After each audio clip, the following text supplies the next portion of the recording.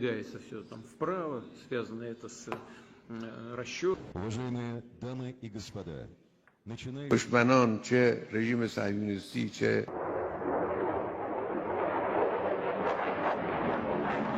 रूस यूक्रेन युद्ध ने पुतिन और ईरान के बीच एक ऐतिहासिक दोस्ती की नींव रखी है जो अब और ज्यादा मजबूत हो चुकी है।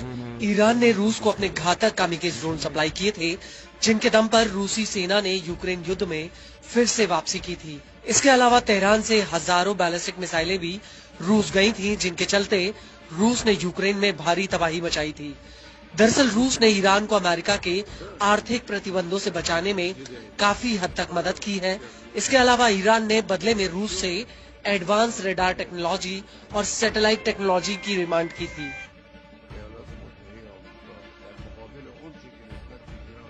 लेकिन अब ईरान को लेकर एक ऐसी खबर सामने आई है जो इजराइल और अमेरिका के लिए एक बहुत बड़े खतरे की आहट है।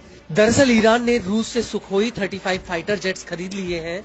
हालांकि ईरान ने कितने जेट्स खरीदे हैं, इसको लेकर कोई ठोस जानकारी सामने नहीं आई है। इससे पहले नवंबर 2023 में तस्मिन न्यूज एजेंसी ने खबर दी थी कि ईरान ने रूस के साथ इन जेट्स का सौदा फाइनल कर लिया है और जनवरी 2025 की शुरुआत में रूस और ईरान के बीच एक व्यापक रणनीतिक साझेदारी समझौता हुआ था। हालांकि इस समझौते में इन जेट्स को लेकर कोई जिक्र नहीं था, लेकिन बड़ा सवाल ये है कि आखिर रूस के सुखोई 35 ईरान के पास आने से क्या बदल जाएगा। तो आपको बता दें कि ईरान के पास कुछ दर्जन भर ही फाइटर जेट्स हैं जो बूढ़े हो चुके हैं। ईरान ने इन जेट्स को अमेरिका से 1989 से पहले खरीदा था,